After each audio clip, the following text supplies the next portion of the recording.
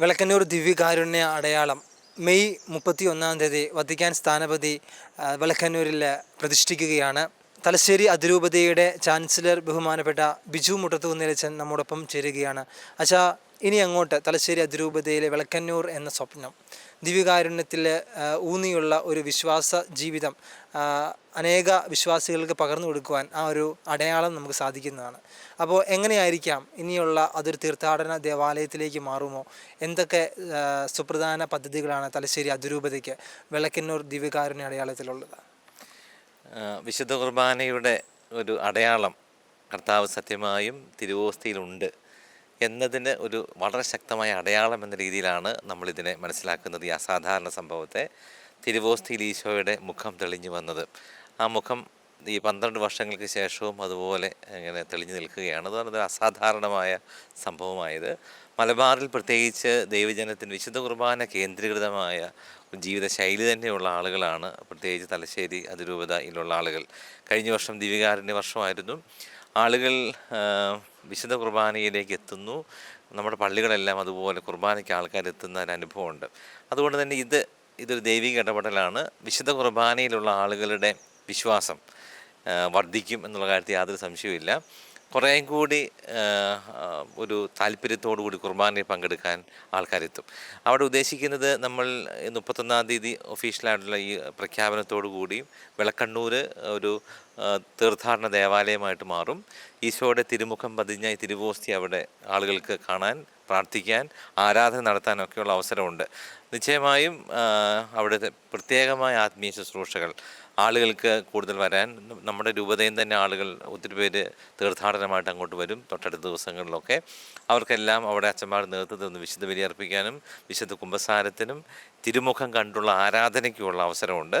അപ്പോൾ അതൊരു സ്വാഭാവികമായ ജനം എത്തുന്ന ഒരു സ്ഥലമായിട്ട് ഇത് മാറും.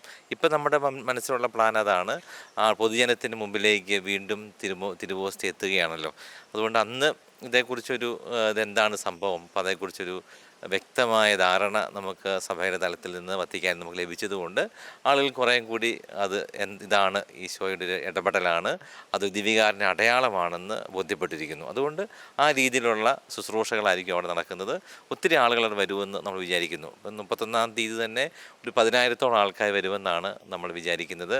ഇപ്പോൾ കിട്ടിയിരിക്കുന്ന അറിവ്, അവർക്കെല്ലാം തിരുവോസ്തി കണ്ട് ആരാധിച്ച് പോകാനുള്ള സൗകര്യങ്ങളും ക്രമീകരിക്കും. നീണ്ട 12 വർഷത്തെ കാത്തിരിപ്പിന് ശേഷം വിളക്കന്നൂരിലെ ദിവ്യകാരുണ്യ അടയാളത്തിൻ്റെ സ്ഥിരീകരണം ഇവിടെ നടത്തപ്പെട്ടിരിക്കുകയാണ്. വത്തിക്കാനിൽ നിന്നുള്ള സ്ഥിരീകരണം ഈ വരുന്ന മെയ് 31 പൊതുജനത്തിന് വണക്കത്തിനുമായിട്ട് വിട്ടുകൊടുക്കുകയാണ്. അപ്പോൾ നമ്മോടൊപ്പമായിരിക്കുന്നത് തലശ്ശേരി അതിരൂപതയുടെ വികാരി ജനറൽ മോൺസിഞ്ഞോർ സിബി പാലാക്കുഴിയച്ചനാണ്. അച്ഛാ, അന്നത്തെ ദിവസത്തെക്കുറിച്ച് ഒന്ന് പ്രേക്ഷകരുമായിട്ട് പങ്കുവയ്ക്കാവോ? എങ്ങനെയാണ് ക്രമീകരണങ്ങൾ?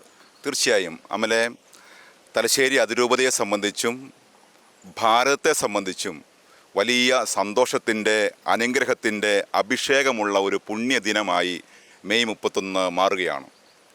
2013 നവംബർ 15 വിളക്കന്നൂർ ക്രിസ്തുരാജ ദേവാലയത്തിൽ ബഹുമാനപ്പെട്ട തോമസ് പതിക്കലച്ചൻ അർപ്പിച്ച വിശുദ്ധ ബലി മധ്യേ ആ ദിവ്യകാരുണ്യ ഓസ്തിയിൽ ഈശോയുടെ തിരുമുഖം രൂപപ്പെടുകയും ആ തിരുമുഖം യഥാർത്ഥ ഈശോയുടെ മുഖമാണ് എന്ന് അതിരൂപത നിയോഗിച്ച പഠനസമിതി, സിറോ മലബാർ സഭ നിയോഗിച്ച പഠനസമിതി, വത്തിക്കാൻ നിയോഗിച്ച പഠനസമിതിയെല്ലാം പഠനത്തിൻ്റെ വെളിച്ചത്തിൽ അത് അംഗീകരിച്ച് റോം നമുക്ക് വിട്ടു നൽകുകയാണ്.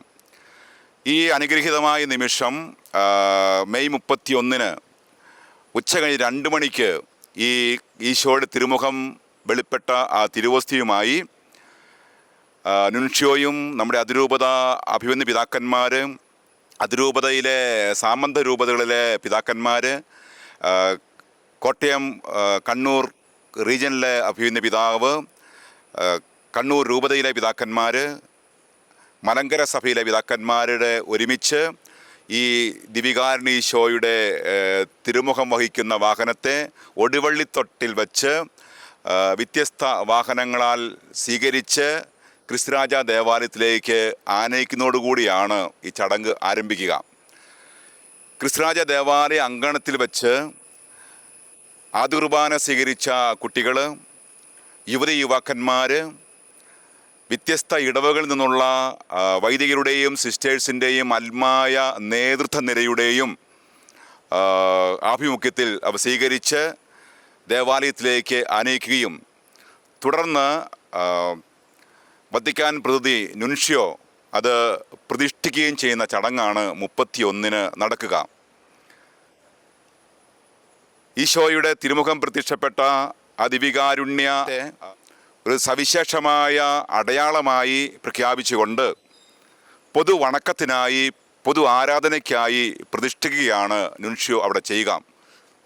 തുടർന്ന് അദ്ദേഹത്തിൻ്റെ സന്ദേശമുണ്ടാകും. 3 മണിക്ക് അഭിഹിത പിതാക്കന്മാരുടെ മുഖ്യ കാർമ്മികത്വത്തിൽ വിശുദ്ധ ബലി അർപ്പിക്കും.